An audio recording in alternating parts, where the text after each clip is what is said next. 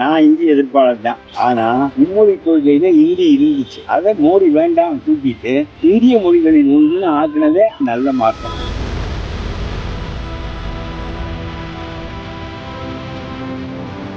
நான் சொல்றேன், அவருக்கு ஒரு இந்திய மொழி 2 படிக்கணும், பிரெஞ்சு படிக்கிறான், ஜெர்மன் படிக்கிறான், நம்ம இந்திய மொழியை படிக்க மாட்டானாங்கிறது அவருடைய கருத்து. அதனால உங்களுடைய தாய்மொழி அல்லாத இந்திய மொழியை படிங்கிறார்.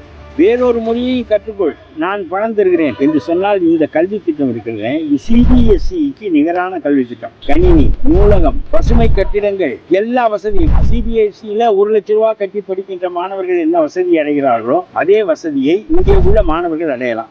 இதனுடைய அதிகாரம் மாநில அரசிடம் இருக்கும். நாம் எது அசாமியையும் ஒரியாவையும் தேர்ந்தெடுக்க போகிறோம், நம்ம கன்னடத்தையும் மலையாளத்தையும் தேர்ந்தெடுப்போம்.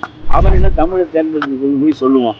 அவனை வாத்தியார் நமக்கு அனுப்பிட்டு நமக்கு வாத்தியார் அவனுக்கு அனுப்புவோம். மலையாளம் கற்றுக் கொடுக்குறேன், கன்னடம் கற்றுக் கொடுக்குறேன் என்று திராவிட இன உணர்வை வளருங்கள். சிபிஎஸ்இக்கு நிகரான கல்வித்தரம் உடைய பள்ளிக்கூடம் நமக்கு வருகிறது. இது நல்ல திட்டம்.